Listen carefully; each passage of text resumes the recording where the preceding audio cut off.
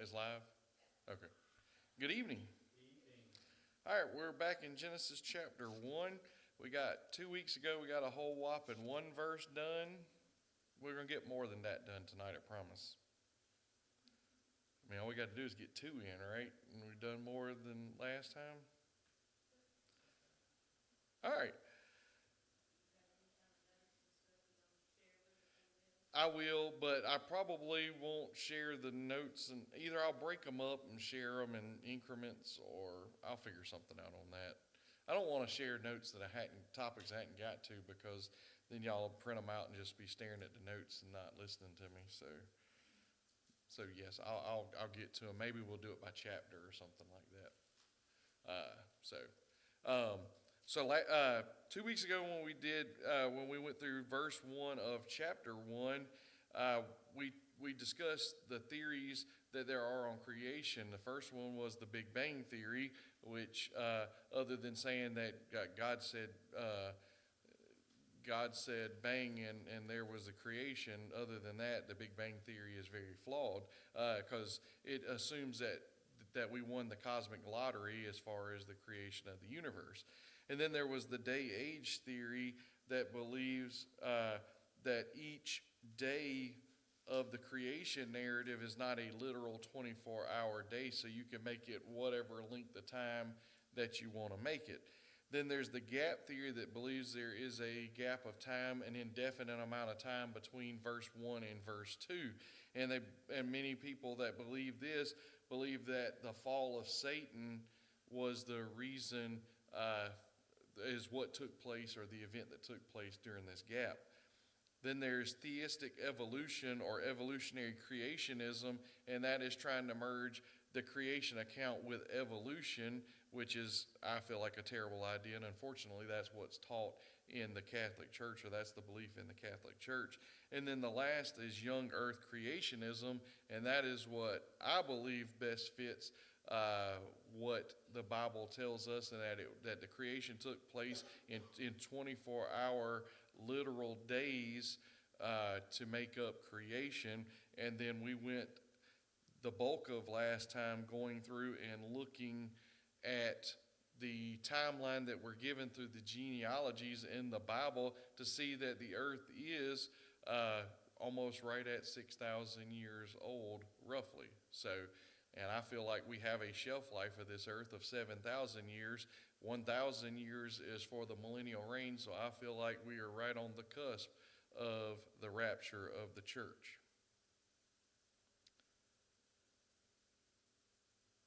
So let's go back and look at verse 1 again, because I got some more points that I want to make on that, and we'll keep moving forward. So Genesis chapter 1, verse 1 says, "In the beginning, God created the heavens and the earth." And we talked about that the last time that this verse really, in this whole chapter, sets the stage for how you're going to interpret the rest of the Bible. If you believe that what the Bible tells us in Genesis 1 about creation is literal, then that's exactly the approach that we're going to take throughout the rest of the Bible. If we choose to use it as allegorical or symbolical or add something to the text, then that's absolutely how we're going to approach the rest of the Bible. So very important verse to start with. Now there's a few things I want to point out through this is the Hebrew word for God is what? Elohim. All right. How many people know that Elohim is a plural word? Okay, very good. Does anybody know what the singular version is? Close. Elohai. Close. It's Eloah. Eloha. Okay. So when you're looking at Hebrew, if you see a word that ends in in or im, that is, those are going to be masculine plural words. And of course, when we see Elohim in the scripture, it refers to Creator God. Now, what's interesting about how the Hebrew how they write this in Hebrew is that the verbs and the pronouns that are surrounding Elohim, are they plural? Anybody have a guess at that? They're singular. So, right in the way that they wrote the Hebrew surrounding the word Elohim, plural for God, were singular. So it shows us the divinity, the oneness of God, but the not the divinity, but the Trinity. Goodness, three in one. Now, Adam Clark, in his commentary, he quoted Rabbi Simeon ben Joachim, commenting on the word Elohim, and he says, "Come and see the mystery of the word Elohim. There are 3 degrees, and each degree by itself alone, and yet notwithstanding they are all one and joined together in one, and are not divided from each other." And then Adam Clark adds these thoughts to what the rabbi said. He said, "He must be strangely prejudiced indeed, who cannot see that the doctrine of a Trinity and of a Trinity in unity is expressed in the above words." So it's amazing when you see that we are introduced to God in the Trinity all the way in the very beginning in Genesis 1:1. Now, another word that I want to share is the Hebrew word for created. It's bara, meaning to create something out of nothing. Can we create something out of nothing? What do we need? Energy. We need something. We need something. We need matter. We need material, right? Only God was able to create something out of nothing. And that's something that our mortal brains will never comprehend. There's 2 things I know I really struggle with. Well, there's a lot of things, but when we're looking at the creation, 2 things I really struggle with. We cannot understand how God is infinite, because he is outside of time, but we are trapped in time. So we cannot understand infinity. It hurts your brain to even think about it, or at least when I try to think about it. Does it hurt anybody else's brain, or just mine? Just mine? Okay. Thank you. Appreciate you being honest there. Well, it hurts my brain. But yes, understanding the infinity of God, the infinite of God, and then also trying to figure out how something can be created out of nothing. The closest thing that we come to creating anything is when we reproduce and create offspring. You hear that? You know, and which is an interesting thing, because what do men like to do? Oh gosh. I walked right into a trap there. Okay. Do men like to build things? Yes. Men like to build things. We don't like to read directions. We certainly don't like to ask for directions. But we like to build things. It might be wrong, but we sure didn't ask directions or read the directions in the process. Brandon might read directions. I don't know. He does.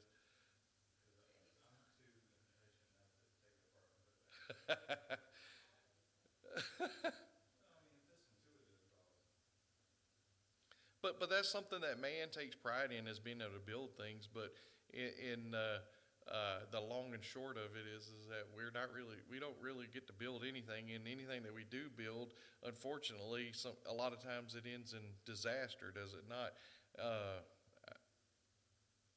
I better not chase this rabbit. We'll move on.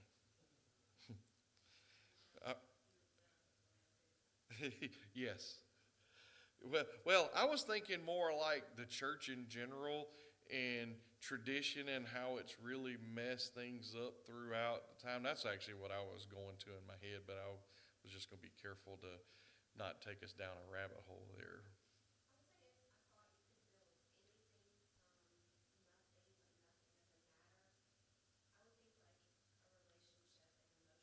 Okay.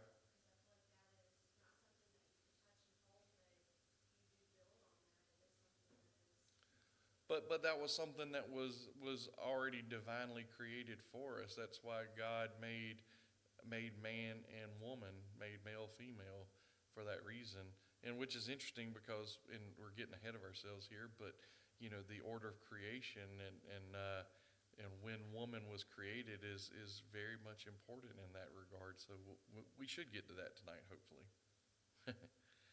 I try to not be over optimistic these days anymore about how far we're going to go. All right, let's look at verse 2. Verse 2. We're fixing to get further than we did last time. The earth was without form and void, and darkness was on the face of the deep, and the Spirit of God was hovering over the face of the waters. So we see at the very start of creation, the earth was what? Without form and void. Now, once again, if you try to sit there and picture what that must have looked like, it's impossible to even come up with anything.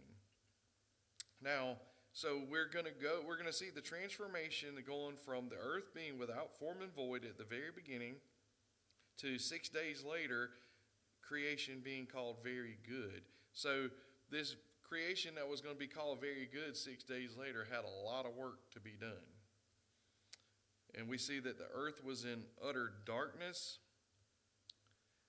Now, what's interesting about that, and something I don't know if we think about the importance of the fact that the earth was in utter darkness, the creation could not be called very good until several things were done. And the first thing to make the creation very good was to add light. That was the first thing. And at creation, and also followed in the Hebrew tradition, a day was defined as beginning at dusk and ending at dusk. So it starts in the night and ends in the day, or the last of the daylight. It's hard for us to really think about that, because when do we say our day starts? When we get up in the morning. But that's not the case. So the day starts in darkness, ends at last light. When we're born in darkness.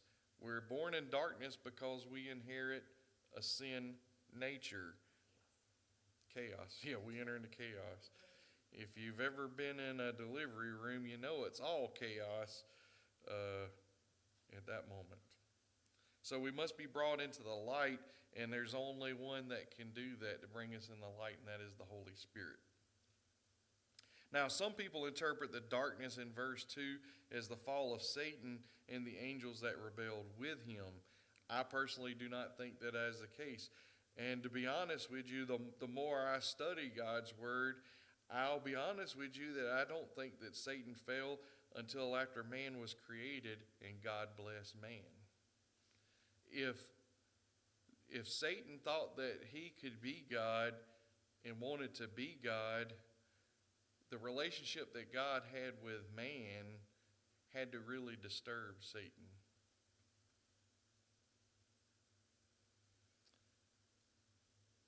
So one thing about dealing with when the angels were actually created, because that is a question that we get often, is when were the angels created? Well, the angels had to be created before, they had to be created before the Genesis 1 creation. And Job 38 verses 4 through 7 tell us that, if you want to flip there real quick.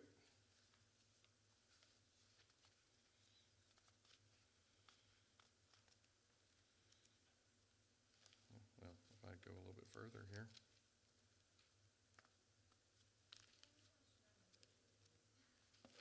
Right before Psalm. It's the last of the history books. Well, last of the history books in this part, I should say. 38, 4 through 7. It says, "Where were you when I laid the foundations of the earth? Tell me, if you have understanding. Who determined its measurements? Surely you know. Or who stretched the line upon it? To what were its foundations fastened? Or who laid its cornerstone when the morning stars sang together and all the sons of God shouted for joy?" So when God created the heavens and the earth The angels were already created to bear witness to God's creation. Now, Ezekiel 28 describes a created being that no man could fit the description given. Verse 13 says that this being was in Eden, the garden of God. And verse 14 says that this being was the anointed cherub who covers. And then we get a similar description in Isaiah chapter 14 that describes the fall of this being beginning in verse 12. That being, of course, was Satan. Yes. Mhm. So, just another name for, which is why there's always, controversy over, the name of Satan and all, because like you get one reference that's Lucifer, and that does translate to morning star, or what's the other word? I can't think of it right now, but morning star is one of the translations for Lucifer, but that was given in the Latin. And of course, Satan is I would say be the preferred use of it, because Satan means adversary. And Satan is not always used in a proper noun, so it's not always referring to just, it could mean adversaries in the plural as well. What are the sons of God? Sons of God are also angels as well. Yep. So it just says the same thing about the angels in two different ways. Okay. Now, the second half of verse 2 provides us with the opposite of darkness. It says, "And the Spirit of God was hovering over the face of the waters." So we see that the Holy Spirit was behind the creation of heaven and earth, and is behind every recreation when a sinner is born again into a new life with Jesus Christ. Spurgeon says, "The first divine act in fitting up this planet for the habitation of man was for the Spirit of God to move upon the face of the waters. Till that time, all was formless, empty, out of order, and in confusion. In a word, it was chaos. And to make it into that thing of beauty which the world is at the present moment, even though it is a fallen world, it was needful that the moment of the Spirit of God should take place upon it." And you sit there and think about that. We live in a fallen world and the beauty that it still has. Imagine what the Garden of Eden looked like. Imagine what the new heaven and new earth is going to look like. We can't fathom what it's going to look like in our mortal minds. And some of the poor writers of Scripture had to sit there and try to describe sights that they saw. Especially think about John in Revelation and having to describe what he saw when he was brought up to heaven in his vision. Or the description you get of how Ezekiel was called into ministry. You get the best explanation that they can give you through the sights that they've seen throughout this created world that is not perfect anymore and hasn't been for a long, long time. So they did the best they could with what they knew and what the audience would know. All right, let's look at verses 3 through 5. "Then God said, 'Let there be light,' and there was light. And God saw the light, that it was good, and God divided the light from the darkness. God called the light day, and the darkness he called night. So the evening and the morning were the first day." So the first item on the agenda, leading up to making the creation very good, was to add light. God said it, and it happened. Now, each day of creation, we see the phrase, "Then God said." All of creation was spoken into existence. And I can't help but think of when you get all the way to Revelation, and when Christ returns the second time, that Antichrist and his army that he has amassed, that is, Lord knows how big that army is going to be, and Jesus is going to speak. and that army is going to be destroyed. So any heroes that think that when we follow Christ back to this earth that we're going to get bloody in our white robes, that's not going to be the case. Even though the blood, it says, will be up to the bridle on a horse. That's how much blood there's going to be, and the birds are going to have a feast like no other.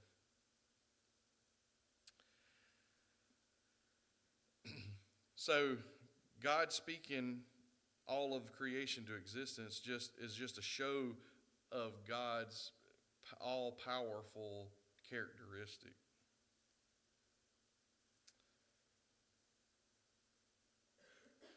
So God saw it and knew that it was good.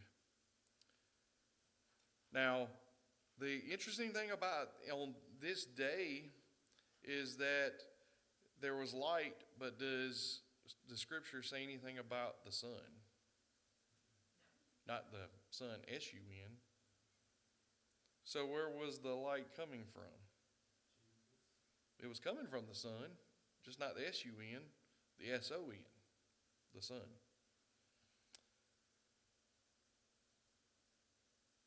See, I always go back to this when people say that it wasn't a literal one day, 7 days. Okay. At the end, I know I'm getting a little bit ahead, but at the end of every day, he says there's day, there's night. Mm-hmm. I mean, our day, there's day, there's night. I mean, it's proof right there, whether, yes, sun happens first, but there's still, and it says there's day, there's night, the first day. Mm-hmm. I got you. So you think that they may not have been literal 24-hour periods? You think they were, you're saying against their argument. I got you, yes. People that try to say that it's not, I mean, after each created day, it says that over and over and over again. Yep.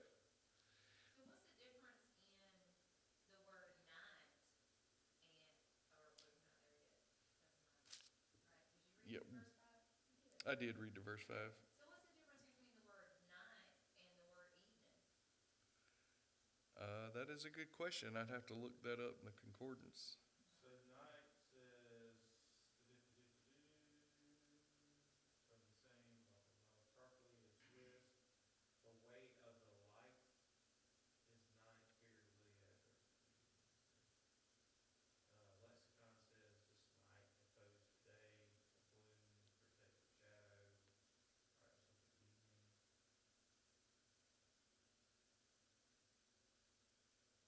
Evening, sunset, dusk, day, evening tide, night. It's two different Hebrew words, but there's really nothing profoundly different. I think it's just telling you that God called it, he called light day and called darkness the night. But then at the end of every day, it says, and the evening and In the morning were. Yep. evening and morning were second Yep. day. Yep. That's my last note on this day, is that the first day was wrapped up, and we repeatedly see at the end of each day's work, so the evening and the morning were.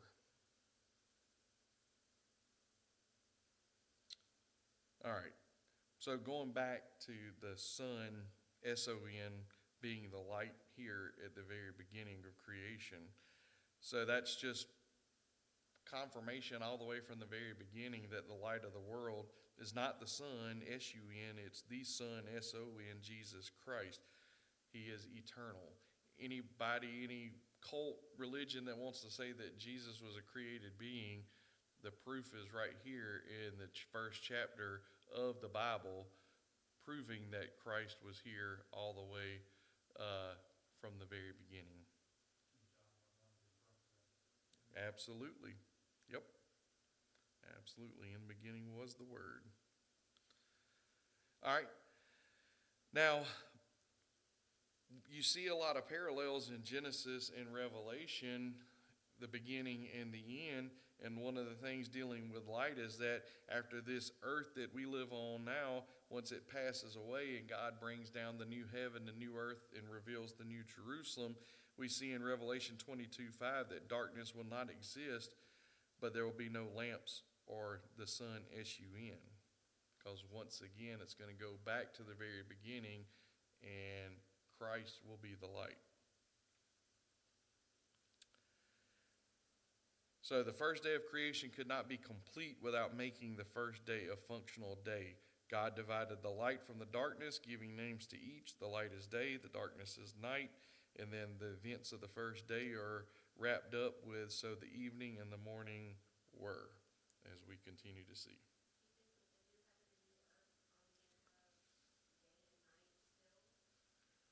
I'm not sure. I'm not sure about that. Mhm. Well, and I think that was to set the tone for the creation and all, but when it comes down to the end, I'm not real sure. You know, there won't really be any need for there to be any time at that point anymore, because it will all be an eternal state at that point. So yeah, not real sure. All right, let's look at the day 2 events, verses 6 through 8. Then God said, "Let there be a firmament in the midst of the waters, and let it divide the waters from the waters." Thus God made the firmament and divided the waters which were under the firmament from the waters which were above the firmament, and it was so. And God called the firmament heaven. So the evening and the morning were the second day. This one always kind of confused me for the longest time, but I think these days I have a little bit better grasp on it. Not saying that it's crystal clear in my mind, but as we progress through this, or with these verses, hopefully the explanation that I have received will make more sense, and it makes a lot of sense that this was how it would probably have been. So on day 2, God speaks again and makes the firmament in the middle of the water to separate the water. So water above, water below, the firmament in between. Does that make sense? Was that water above the water that was unleashed during the flood? So that we're getting there. Okay. We're getting there. So it says that there were waters above and below the firmament. The Hebrew word for firmament is rakia. It is also translated into English as an expanse or space. Now the firmament was created for two purposes. It was to give winged creatures an area to fly. This would be the birds that are created on day 5. It says that they would inhabit the lower regions of the firmament, and then the angels would use the firmament going between the earthly and the heavenly realms. So the firmament became the bridge between the earthly and the heavenly realm.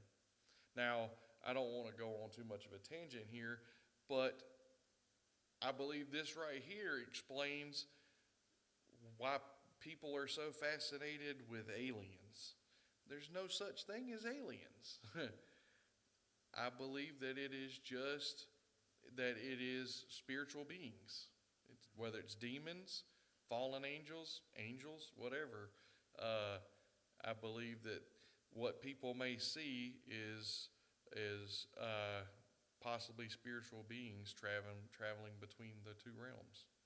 That's what I believe. So let's talk about something called the canopy theory. So the theory of the canopy theory is that there was a canopy of water above the atmosphere.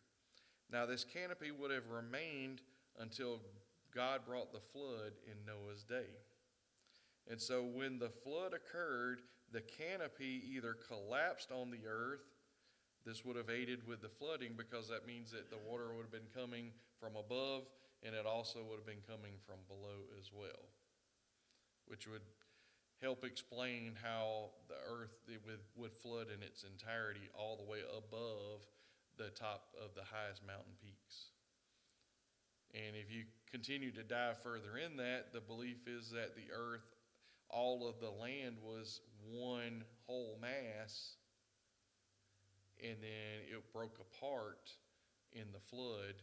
And when it broke apart, the plates opened up, and that was how water come up from underneath.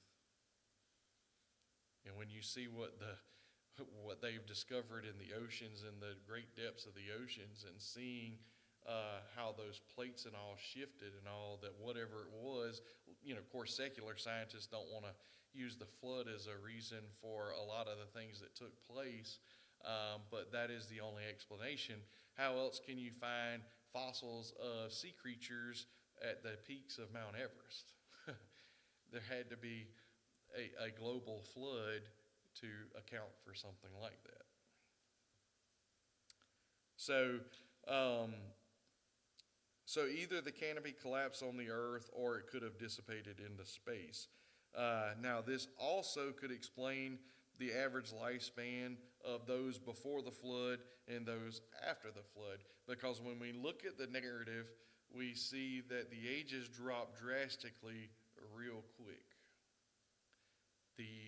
Who was the youngest person in the line of Seth before the flood? Does anybody know? Well, let's don't say Enoch, because Enoch was raptured. No. Methuselah was the oldest, the youngest. Let's start with An L. Lamech. Lamech, which was Noah's father, Methuselah's son, he lived 777 years of age. An interesting age, right? Yeah, other than Enoch being raptured, being taken. But then by the time you get to Abraham, we're in the hundreds.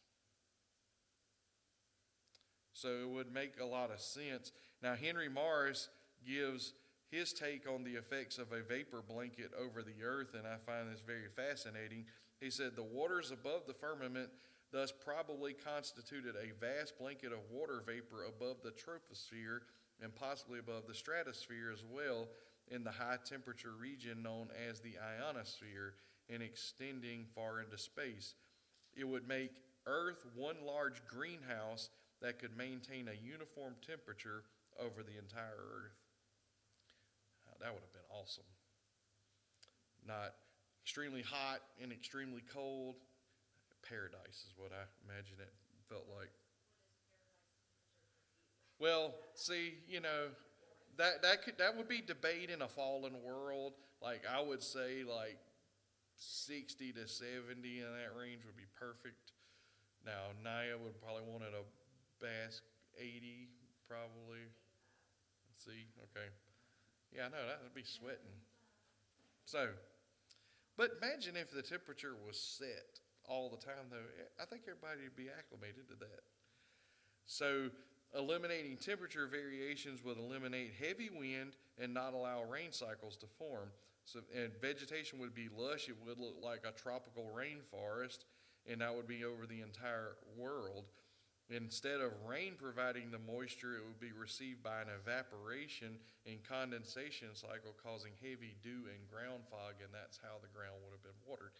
And that's one of the reasons why people looked at Noah like he was absolutely crazy. He's building a big old boat for rain that had never touched the earth. That's faith. That's faith.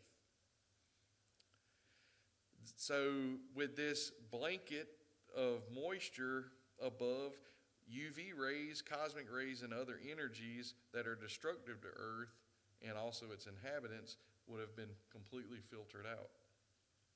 So this vapor blanket would have been the reservoir necessary for a worldwide flood, and would also explain why people lived so long before the flood.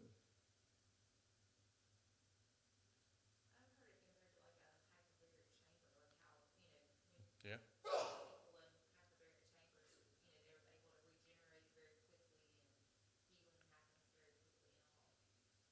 Yep. So the body heals itself and doesn't have flaws, as many flaws. Yeah. Now, what's interesting about this whole canopy theory, though, is that when God created the heaven and earth to start with, and when day 6 was completed and he called it very good, was there any need for a canopy or anything like that? No, why? Well, and what was man's life expectancy before sin? Forever. Forever. As in the Sandlot. Forever. Huh? Who said that Sandlot? Oh, you said? You did not reference the Sandlot. Oh, you did? Okay. Sorry, I wasn't listening. So, yes, so at the end of day 6, there was no death. All the animals and man would never die. So it wasn't until Adam and Eve fell that death entered the creation. Romans 5:12 tells us that. So the firmament was given a name. What was the name? Heaven. And so this concludes the evening and morning events of day 2. I always forget we don't have a clock anymore. I keep looking up to look for a clock and can't find it, so I have to look at my phone. All right, let's look at day 3 agenda, verses 9 through 13. Then God said, "Let the waters under the heavens be gathered together into one place, and let the dry land appear." And it was so. And God called the dry land earth, and the gathering together of the waters he called seas. And God saw that it was good. Then God said, "Let the earth bring forth grass, the herb that yields seed, and the fruit tree that yields fruit according to its kind, whose seed is in itself on the earth." And it was so. And the earth brought forth grass, the herb that yields seed according to its kind, and the tree that yields fruit, whose seed is in itself according to its kind. And God saw that it was good. So the evening and the morning were the third day. So on day 3, God speaks again and confines the waters below the firmament or the expanse so that dry land could appear. And God gave dry land the name earth. The confining of the water became known as the seas, and God saw that it was good. And continuing on in day 3, God continues to speak and say that and spoke all of the vegetation into existence on the dry land. Now pay attention to the phrases: the fruit tree that yields fruit according to its kind, herbs that yield seed according to its kind, and seed is in itself according to its kind. So already on the first 2 days of creation, going into the third day of creation, that we start to see that God has a specific purpose for each part of his creation. God made distinctions from the different parts of creation, and he did not intend for there to be crossover.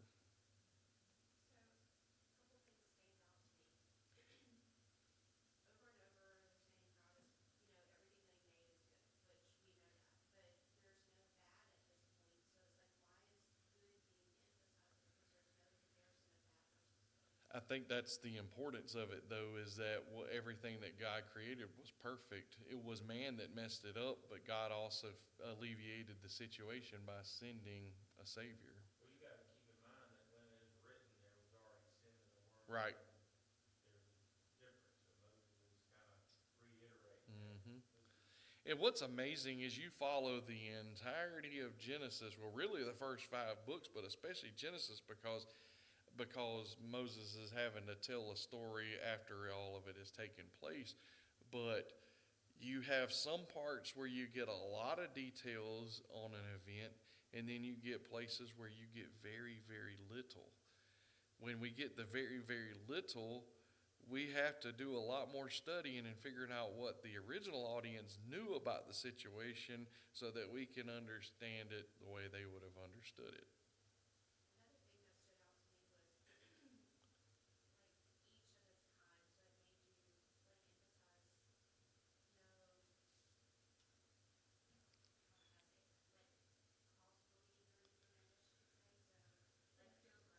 Yes.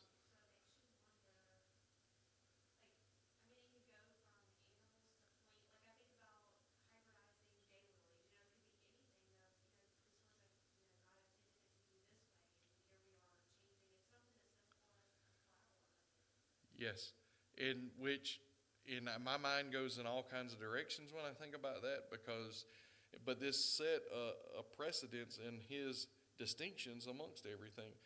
But when you look at the world today, I mean, you think in the field of genetics, how much manipulation that scientists have given even to crops and other plants. I mean, you think that they have made more drought-resistant crops, and it sounds great, because who doesn't want crops to grow that need less water so that way there's no starvation? But we are also trying to play God at times, and it always makes me beg the question on when is God going to say enough is enough when it comes to that. But it's not just that. I still think about,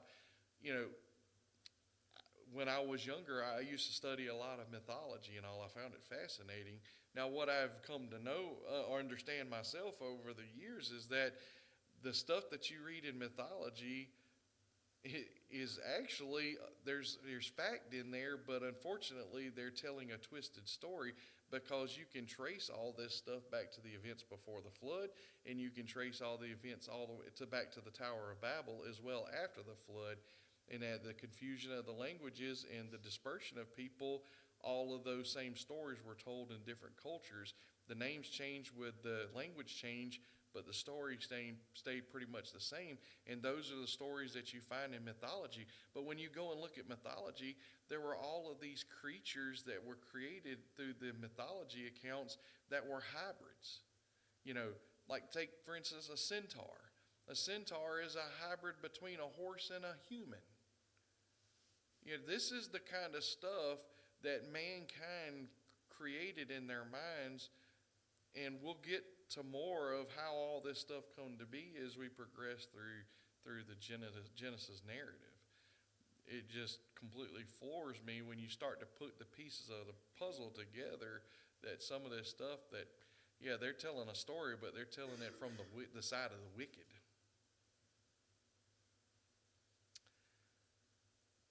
But this also means that when God created vegetation, it was meant to reproduce. It was meant to multiply. Yeah. I don't think I've ever really thought about that, but He created it to do that. It's like, Well, we see multiple times that command, yeah. be fruitful and multiply. Be fruitful and multiply. And unfortunately, that just shows the disobedience of man just in that one little area. When we were talking about Islam and we talked about the birth rates in most of the societies is below the fertility rate that's needed to sustain a culture. And so we haven't done a very good job. I mean, we're probably guilty of that ourselves. I mean, we had 2 children. We had just enough children to replace us when we die. So, will we get reprimanded for that? Well, I don't know if reprimanded is a good choice of words there, but, will that be one of the things that we have to answer to when we meet Christ face to face? I don't know if there's a reproduction award or not, but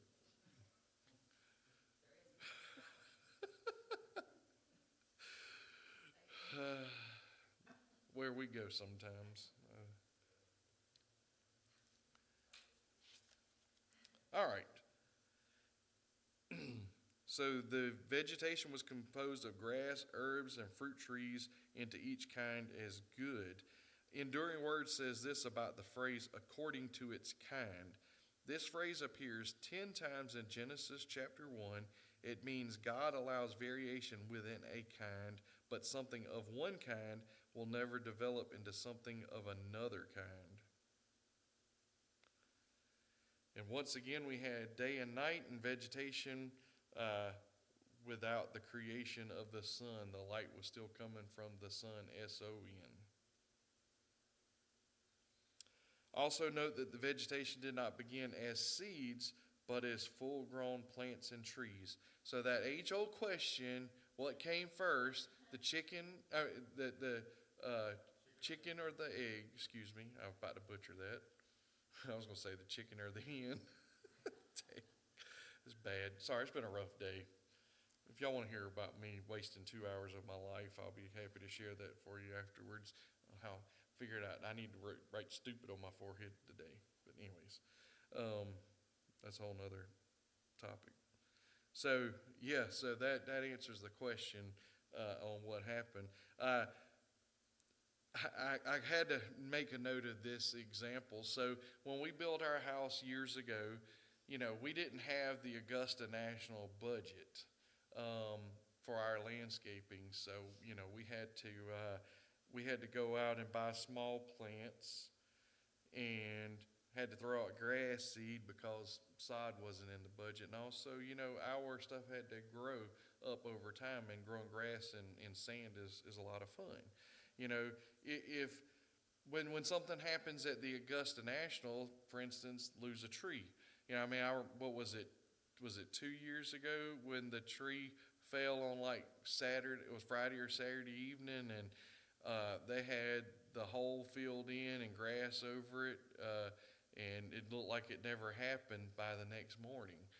When you have Augusta National budget, you can make a lot of stuff up here. Or how about the divots from where the clubs strike the ground? All of that is gone, like it's some sort of a miracle. But when God created the perfect creation, it was much greater miracle or any feat that the Augusta National crew could possibly perform. Enduring Word says, those who propose these days of creation were not literal days, but successive ages of slow evolutionary development have a real problem here.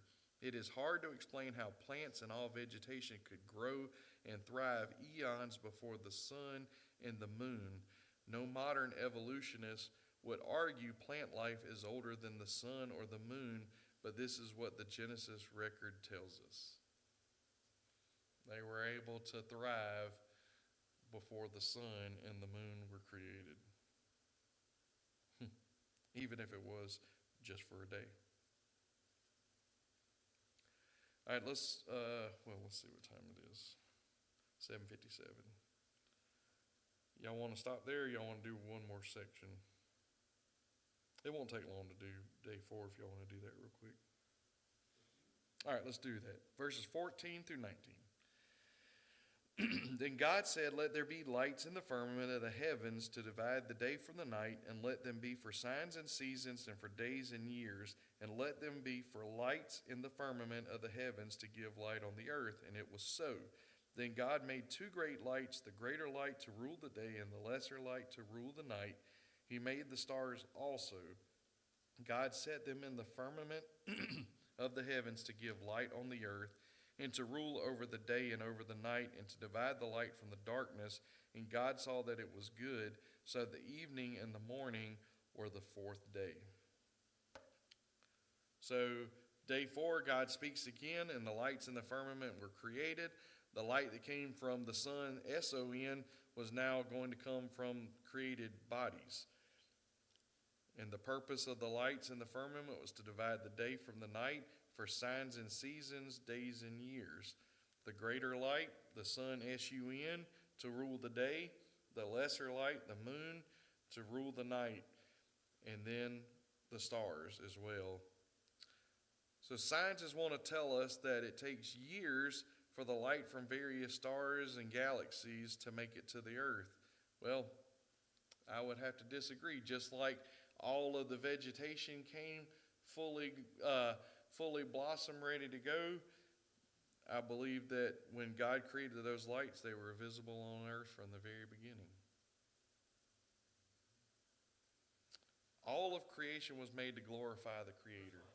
Yes.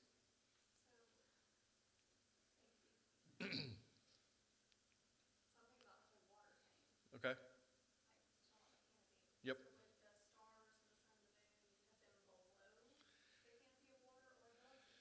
So I'm not sure. I think. Well, I mean, I had the same thought, because, we don't know how far out the stars go. So how close?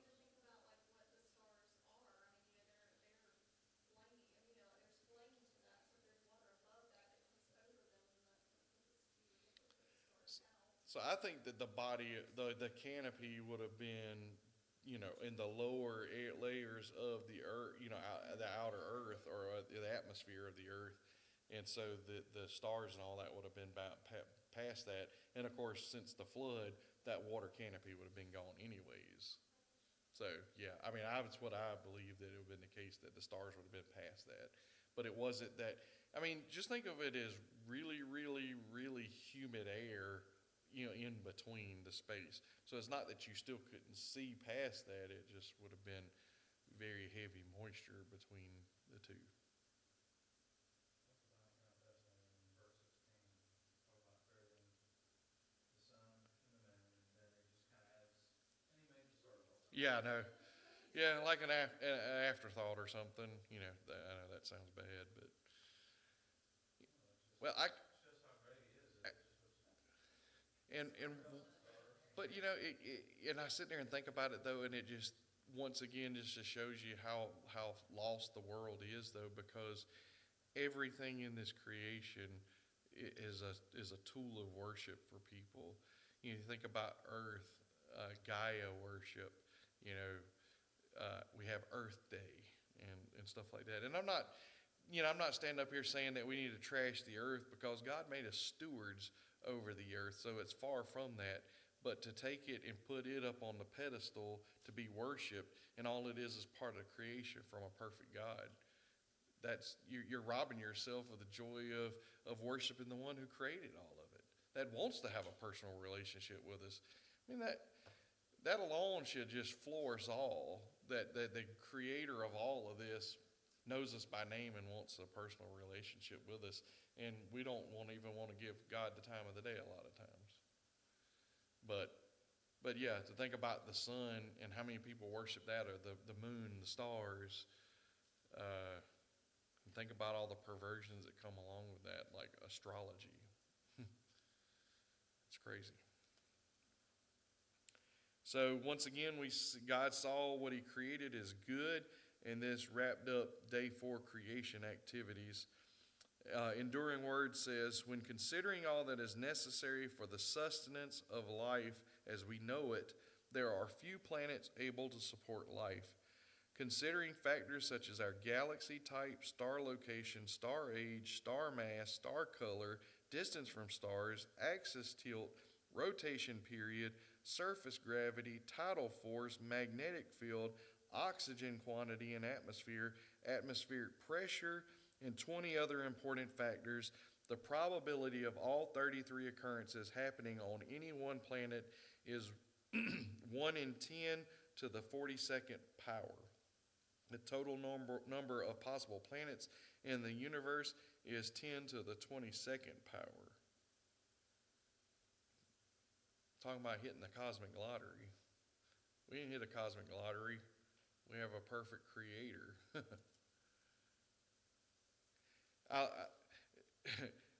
I like that Frank Turek, I don't know if anybody listens to him, but he has a podcast called I Don't Have Enough Faith to Be an Atheist. And I mean, when you sit there and think about that title, I mean, that's absolutely the truth. You got to have more faith to not believe in God than faith in God. Well, I look at evolution as a religion. I mean, it really is intentional ignorance. It is. Absolutely. Well, I'm convinced that there's no such thing as an atheist, just they're agnostic, just don't know it yet. But I've seen the example where the guy has the big circle and says, hey, shade in the amount of knowledge that you know, and everything, this is the whole knowledge of the world. Have you seen that? Uh-uh. Like, says the guy's got a circle, and he's an atheist, and he has a circle. I said, all right, well, this circle represents all the knowledge of everything that's ever had or ever will be. Shade in how much that you know, and he shaded in obviously little about whatever.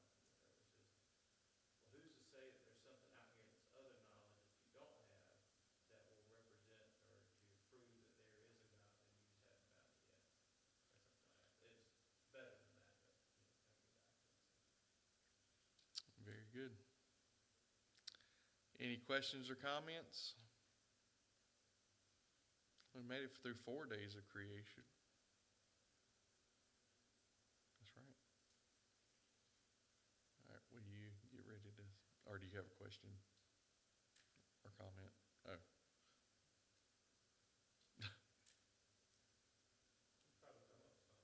I'm sure she will.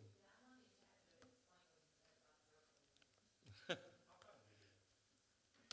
I would have had to just put one little tiny little dot in the circle. That's about how much I know.